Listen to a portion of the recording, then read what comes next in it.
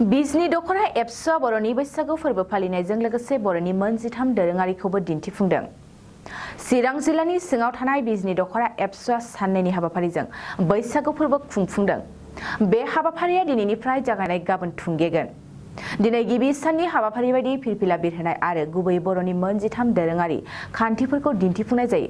जेरै बैसागुनि गिबि सानाव मोसौ थुखैनाय, आबाद मावनाय, बर'नि मागो फोरबो, ना हमनाय गुरनाय, बर'फोरनि संनाय खावनाय, हाथासुनि हाबा, बर'नि दामनाय देनाय, माइ सौनाय खुनाय, जि दानाय, 7 साननि बैसागु फालिनाय, एम्फौ फिसिनाय आरो बर'फोरनि नखरफोरखौ इयुन जोलैफोरा सोलोंनाय बेफोरनि सायाव दिन्थिफुंनाय जायो।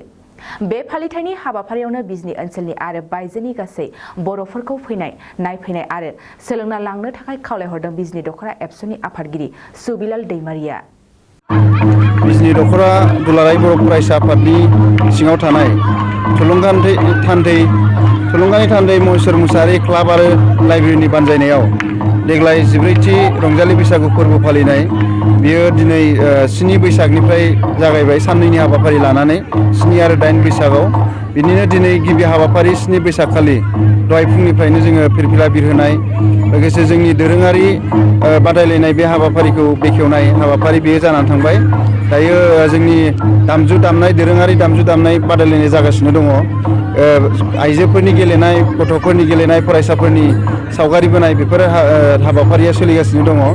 बे हाबाफारियाव जोंनि बिजनी ओनसोलनि आरो बिजनी नोगोरनि मोनफ्रोमबो पारानि रायजो राजा बिथांमोना जोबोद गाजा गोमजायै बाहागो लाफैदों। बिनि थाखाय बिथांमोनखौ साबायखर बावबाय। दिनै जोङो बिजनी दखना एप्सआ 14थि रंजालि बैसागुखौ जे साननैनि हाबाफारि लानानै खुंदों। बिनि गाबोन फुंनिफ्रायनो जोंहा हाबाफारि दंबावो। फुङाव देमसि मोसानाय, जाय जोंनि बर'नि गुबै देमसि, बे मोसानाय बादायलायनाय लोगोसे बैसागु मेथाइ बादायलायनाय आरो बे बैसागु मेथाइयाबो गोदान बैसागु नङा, गुबै बैसागु बेनि बादायलायनाय हाबाफारिया जागोन गाबोन। बिनि उनाव जोंहा 1 रिंगानिफ्राय बैसागु मोसानाय बादायलायनाय बे हाबाफारिया जागोन। बिजनीनि सिङाव थानाय बिजनी दखना एप्सनि सिङाव थानाय गासैबो क्लाब आरो आफादफोरखौ लानानै बे बैसागु मोसानाय हाबाफारिया जागोन। जोंनाव गासै 20निबो बांसिन मोसाखावरि हान्जाफोरा बाहागो लाफैयो आरो बे बैसागु मोसानाय बादायलायनायखौ बेखेवना होगोन जोंनि मिरु दुलाराय बर' फरायसा आफादनि मानगोनां आफादगिरि दिपेन बर' बिथाङा। दा बिथाङा जोंनि गेजेराव फैनानै जोंनि बे बैसागु मोसानायखौ बेखेवना होगोन आरो रायजो राजाफोरनो बैसागोनि गाहाम हामलायथि बिथाङा बावफैगोन। बेखौ नोंथांमोननि चेनेलनि गेजेरजों फोरमायबाय। दा जोङो बिजनी दखना एप्सआ थांनाय बोसोरनिफ्राय जोङो दोरोङारि खान्थि दिन्थिफुंनाय बे हाबाफारिखौ लानाय जादों। देग्लाय 2थि खेबनि थाखाय बे हाबाफारिखौ जोङो लानाय जाबाय। दिनै दायो नोंथांमोना बेखौ फोसावनानै होगोन, जाहाथे मोनफ्रोमबो आयदाखौ फोसावनानै होयो। बिदिनो जोंनि बर'नि जिफोर दोरोङारि दङ बेखौ जोङो दिन्थिनो थाखाय बेवहाय लादों आरो बेवहाय दिन्थिनायजों लोगोसे जोंनि गोदान जोलैफोरा जिहेथु जोंनि गोदो गोदायनि बाहायबोनाय आइजें आइला आगजुफोर, आबाद मावनायाव न'खराव बाहायनाय आगजुफोर, दोरोङारि आगजुफोर, दोरोङारि खान्थिफोरखौ बावगारलांनो हमबाय, मोनथिया जाबाय। नोगोर मोखाङारि जाबोनाय लोगो लोगो गोबां जोंनि लाइमोनफ्रा, जोंनि फरायसाफ्रा, उन्दै फरायसाफ्रा बेफोरखौ मोनथिला। दा बेखौ मोनथिहोनो थाखाय आरो जोंनि गोदान जोलैफोरनो जोंनि गोदोनि बाहायनाय आगजुफोरखौ मोनथिहोनांगौनि थाखाय जोङो बे दोरोङारि खान्थि दिन्थिफुंनाय हाबाफारिखौ लानाय जादों।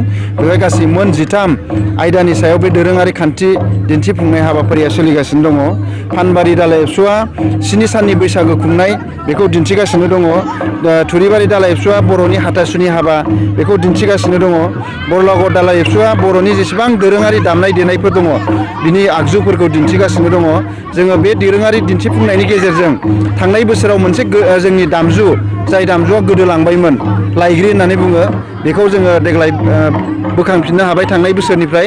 आरो देग्लाय जोङो मोनसे गोदान दामजु बोखांबावनो हाबाय, बेनो जाबाय जेंजेंगा होनो। बेखौ नोंथांमोना दायो फोसावनानै होगोन। बे मोननै दामजुखौ जोङो बोसोरनैनि दिन्थिफुंसालियाव जोङो गोदोनि बे दामजुखौ बोखांनानै लाबोनो हाबाय।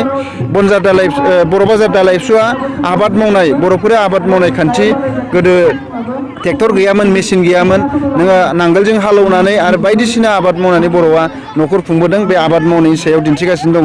अक्सिगुरि दालाय एप्सआ बैसागुनि गिबि सान, बैसागुनि गिबि सानाव मोसौ थुखैनाय जायो, बेखौ दिन्थिगासिनो दङ।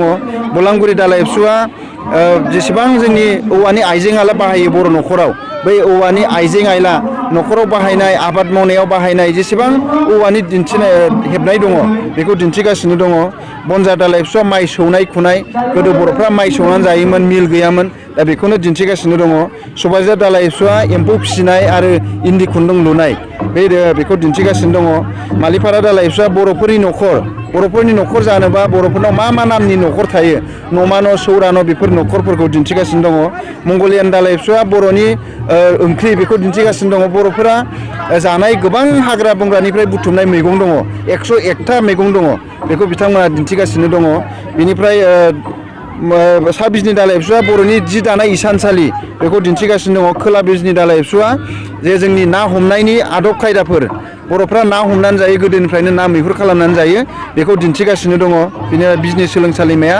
बर'नि मागो फोरबो बेखौ दिन्थिगासिनो दङ दा बै दोरोङारि मोन 13 आयदानि दोरोङारि दिन्थिफुंनाया सोलिगासिनो दङ दा बेखायनो बे साननैनि हाबाफारियावबो थागोन बेहाय जोङो बान्थाबो होनाय जादों फार्स्ट आरो सेकेन्ड सेथि आरो नैथि बान्था होनाय जादों बेवहाय जोंनि दालाइ एबसुनि गेजेराव बे बान्थाया जायफ्रा साबसिन दिन्थिनो हादों बिथांमोना बान्थाखौ मोनगोन दा नैबे दिन्थिफुंनायाव जाहाथे जोङो बिजनि ओनसोलनि आरो जोंनि आसामनि आरो बुहुमनि बर'फ्रा जाहाथे बे दिन्थिफुंनायखौ नायफैनानै जोंनो साजेसन होफैगोन जोंनि गोजाम सिगांनि सुबुंफोर बर' सुबुंफोर जायफ्रा बेफोर दोरोङारिनि सोमोन्दै मोजाङै मिथियो बिथांमोना नायनानै जाहाथे जोङो आरोबाव बोसोन होफैबावगोन जों माखौबा दिन्थिनो हायैखौ आसि थुनानै दिन्थिलांगोन आरो जोंनि जे बे दिन्थिफुंनाय बेखौ नोजोर होनानै जाहाथे जोङो जोंनि गोदान जोलैफोरनो फोरोंनानै दिन्थिलांनो हायो दा बेखायनो जोङो बेखौ रायजो राजा बिथांमोनखौ खावलायबाय जाहाथे बे साननैनि हाबाफारियाव जोङो गाजा गोमजायै बाहागो लाफैगोन गाबोन मोनाबिलियाव देंखो मोनाबिलिबो दङ बेवहाय जोंनि देंखो मोनाबिलिखौ बेखेवनानै होगोन जोंनि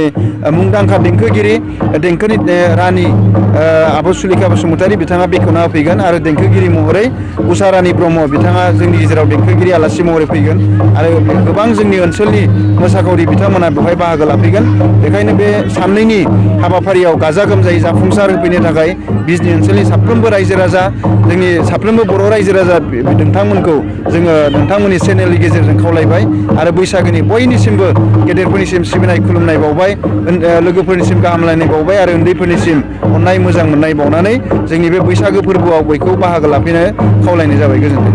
क'क्राझार सहरनि साखाथि थिथागुरियाव थानाय मानास पाब्लिक स्कुला 2023-24 सोलोंथाइ बोसोरनि गोदान मुं थिसननाया सोलिगासिनो। थिथागुरियाव थानाय इंराजि बिजोंनि मानास पाब्लिक स्कुलाव दासान्दि नार्सारिनिफ्राय 7 थाखोसिम गोदानै मुं थिसननाया सोलिगासिनो। बे फरायसालियाव गुन गोनां सोलोंथाइ होनायजों लोगोसे फरायसाफोरनि थाखाय दं मोजां खाबुफोर थाखो फोरोंथायनि अनगायैबो yoga classes basic computer education English speaking skills maths and science प्रोजेक्टिं हाइलि एक्सपिरियेन्स फेकाल्टी आरो स्मार्ट क्लासेसनि खाबुफोर दं। बेजों लोगोसेनो बे फरायसालियाव हौवासा आरो हिन्जावसानि थाखाय आलादा हस्टेलबो दं। गोसो गोनां बिजाथिफ्रा थिथागुरिनि मानास पाब्लिक स्कुलाव मुं थिसन्नोब्ला नैबे मबाइल नाम्बार 6000853288 एबा 8638167582 आव कल खालामनानै स्लट लानो हागोन।